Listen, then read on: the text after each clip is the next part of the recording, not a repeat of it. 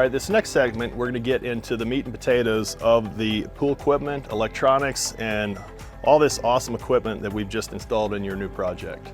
So without further ado, we typically will start with the filtration pump. And these days, all of our pumps are variable speed pumps, so we have full control over the speeds of the pump.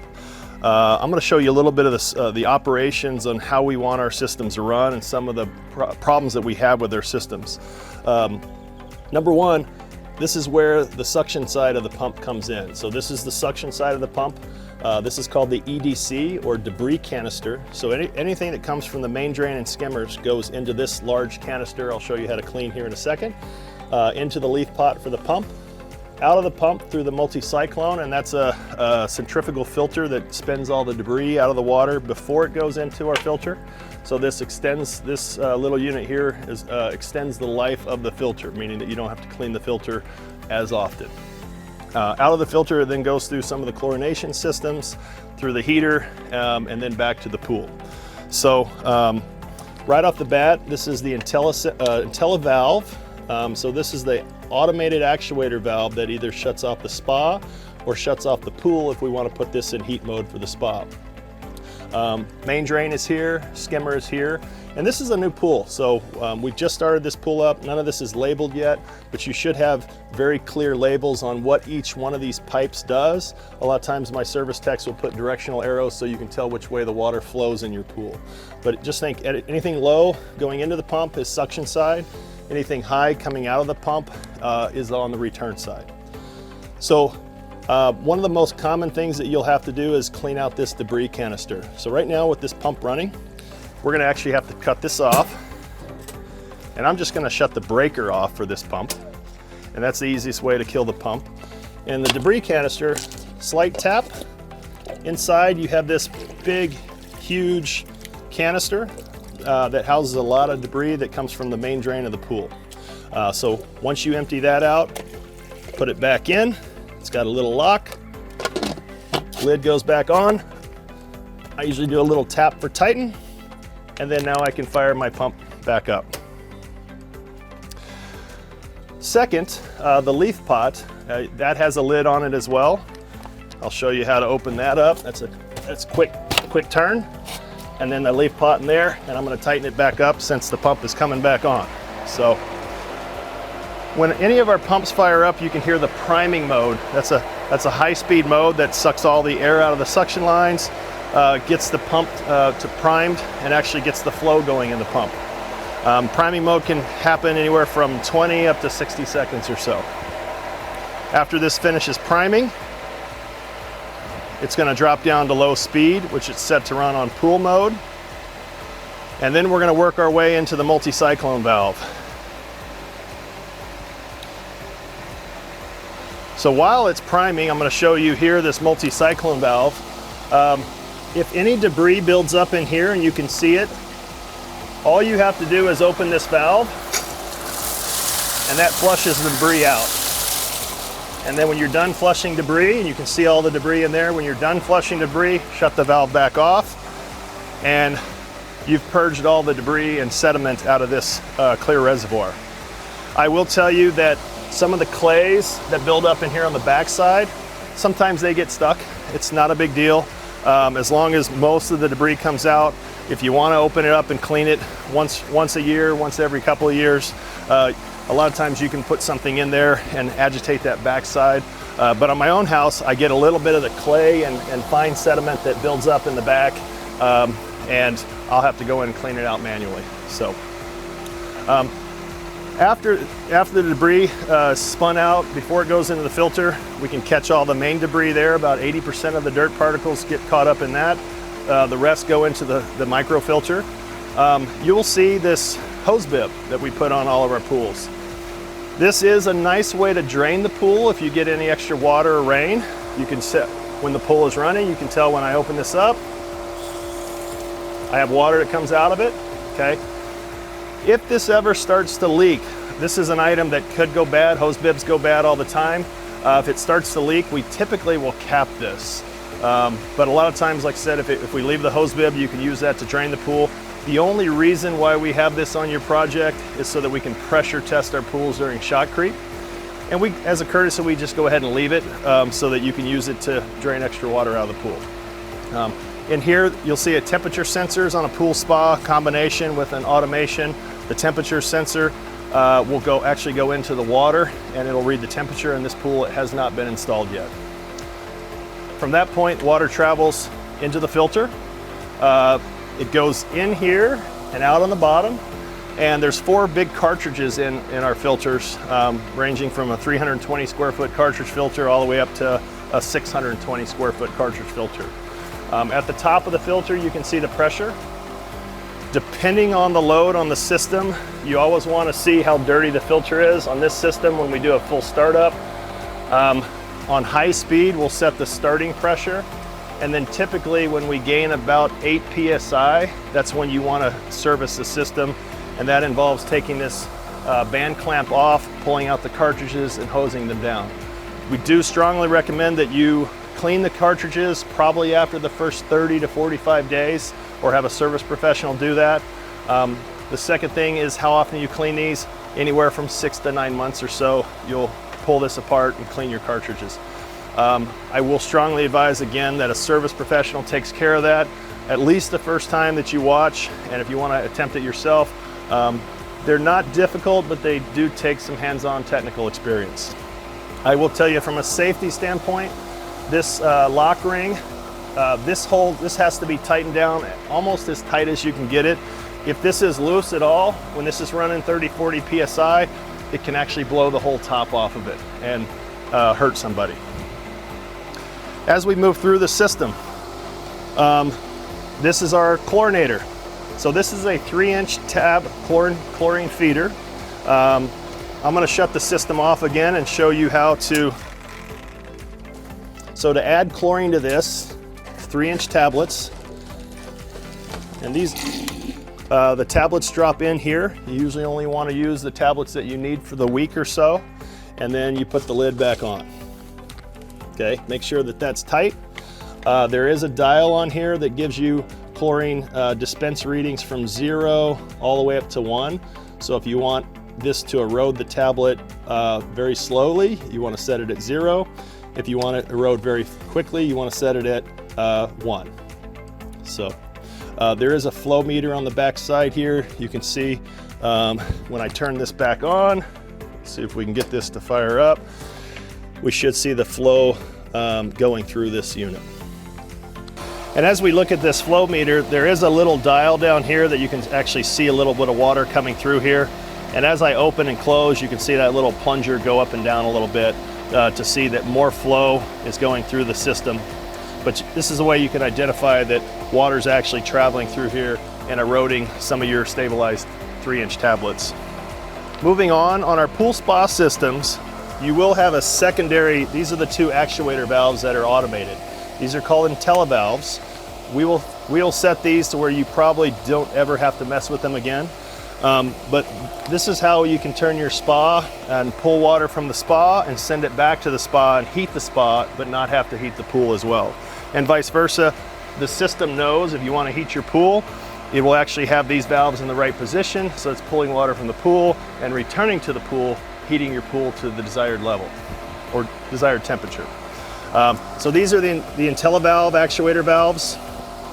As we get a little further into the system, these are not labeled yet, but these are the return valves to the pool. These will either say skimmer, fixed heads, or down jets. Very critical to make sure that these are all opened up and making sure we have good flow to those within the pool. I'm going to talk about the blower here shortly. However, the next most important thing on this pool is going to be the pool heater. I will talk about the blower a little bit. Not all of our spas have the blower. The blower is a way to add air to the spa systems to give you a little bit more bubbles. Blower is not usually required. A lot of times with the hydraulics of the system, you don't really need a blower. I'm not a big fan of having too much air integrated into my spa jets, so at my house I don't have a blower at all. But some people, the fact that this equipment is about 60-70 feet away from the spa, one of the sales guys or designers chose to add a blower to this spa to give them a little bit more bubbles, a little bit more jets in therapy. The blower is actually turned on through automation, so that could be through a phone or through through the panel here. While I'm over here, we're going to go through the panel a little bit. Most of our pools will have the IntelliCenter panel. You might have Easy Touch, you might have IntelliCenter, but that's our Pentair control system. In that, you have the load center, and this is where all the breakers are. All the pumps get 20 amp GFCI protected breakers. So if you're ever servicing your equipment, you have any issues, you're afraid the pump's going to come on, you don't want the pump to come on, it's making a loud noise, this is where you go. So I can shut this pump off just by shutting the breaker off. That's how quick and how easy it is. They're all meant to be able to shut off. And then you might have additional breakers. This has a breaker for the barbecue and the outdoor Ramada that we built. This also has the breaker for the pool lights and the panel, which is right here. We don't want to turn that off. As my breakers come back on, I'm going to leave the filter pump off right now so that maybe my audio is a little bit better, but we're going to get into some of the controls here. So everything will be pre-configured for you in this panel. So if you have a spa, there'll be a little spa icon in here. You'll have pool, spa, features, and lights. These will sync up with the Pentair app. So the app that I have on my phone will sync right up to this. So I don't actually need my phone. A lot of times people want to come over to their panel. I can touch pool, I can turn the pool on, I can heat the pool. Right now I can turn the spa on. We're gonna go ahead and test this while I'm here. Spa set to heat mode off.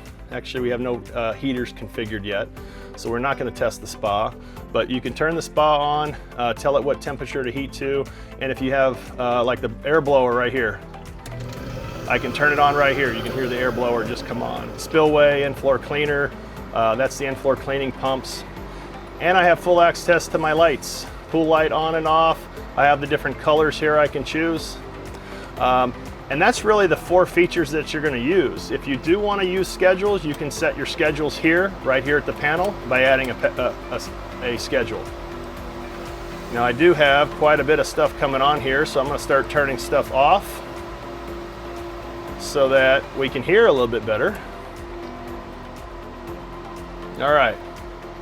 So I can add schedules right here on the panel, and there's a little tutorial about how to add schedules on your Pentair app. This is very, very similar, just by saying add schedule, picking a feature and telling it what time and what days, and you're done. You can have chemistry. Right now the chemistry is not set up. This pool does not have an IntelliChem system.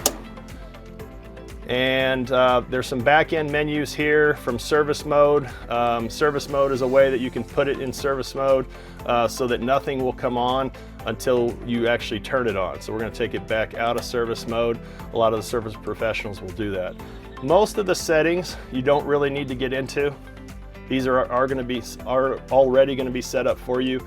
If you do have any issues with settings, let us know, give us a call. The nice thing about using this system is we can have full access to this from our office. We can log in, we can check your settings, check your schedules, and make sure we get everything configured right for you without having to come out to the job site. So some of the problems that we might have with this, that could be warranty, but a lot of times we're going to ask you to go through it yourself first, is you want to make sure that all the breakers are on. So if a breaker trips, obviously your pump is not going to work. The most common problem when pool lights don't come on is the GFCI needs to be pressed on the side or reset on the side. Like right now, I just heard it reset. There we go. Same thing on your lighting controller. If the GFCI is tripped, we don't have power to our landscape lights, pool lights, or probably the whole IntelliCenter. So if you have a power outage or something's failing, go ahead and check your breakers first, check the GFCI second, and then start to look at the programming on the panel third. One step further, these also connect to Wi-Fi, and they plug directly into your wireless router at your house.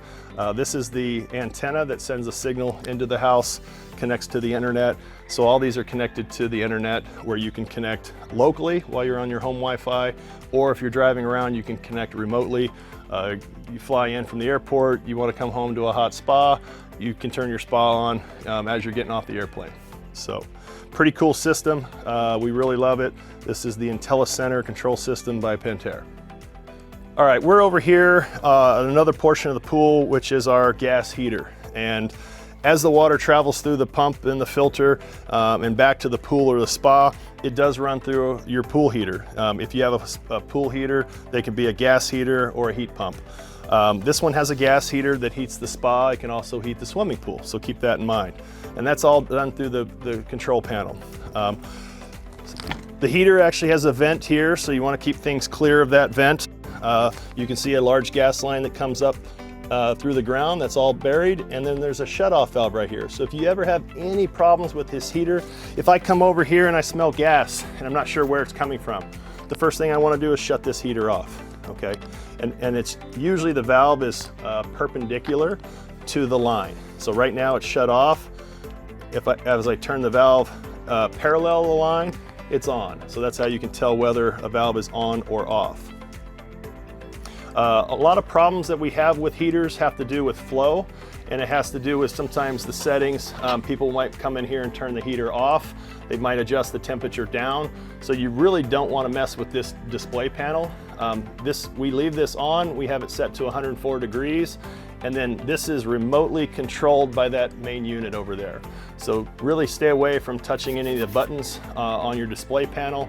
A good heater is gonna come on. It'll say what temperature, and it'll have an orange light under heating. So another item that we get calls on a lot is it sounds like when the heater comes on, there's rocks in the heater. Rocks in the heater, you'll actually hear from inside the heater, that's actually the water boiling and overheating too fast and trying to escape. So imagine hot water coming in, it flash boils, and it's trying to expand and get out as quickly as possible. So it sounds like rocks clanking around the heater. That's a flow issue. So not enough water is flowing fast enough into the heater. These heaters need anywhere from 50 to 60 gallons per minute. So if you hear those rocks, it's usually a heater bypass or a setting on the pump. So that's the first thing that we're gonna need to check. After that, if we do have any failures with heaters, the heaters actually will put out an error code. So one of the most critical pieces of information we can get is if you turn the heater on, it's supposed to be heating, it says it's heating on the panel, you come over to your heater, you look at it, you figure out the heater's not on, and you look for an error code. If you need to toggle that back off and on to where this comes on, you're looking for an error code. You can get some pictures or document that. Call us at warranty. A lot of times we might be able to talk through it over the phone, or we can call Pentair Service Center and have them come out and take a look for you. So on your pool project, with an indoor cleaning system, you really have to make sure you know where these water valves are. So make sure that these are identified for you, that they're accessible, that they're serviceable. And then the weekly maintenance we want on this usually is monthly. We want to make sure that the pressures are good on these gauges. We've got another blurb on video of me taking one of these apart, so we won't go into that, but this is a 9-port system for this pool. It's got 2 sets of valves, but they're serviced and maintained the same way. Each valve has to be taken out, cleaned off, or replaced in that 3 to 5 year range. So again, just make sure that you know where these are at. Usually they're located close to the pool for pressure reasons. They're located in an area that's usually low and hidden, and they're also located to where they're serviceable, to where we can open all this stuff up. Occasionally people want valve boxes put around them or hidden, maybe a little tighter space constraints, but it's really good to have them right out here in the open so we can get to and service them.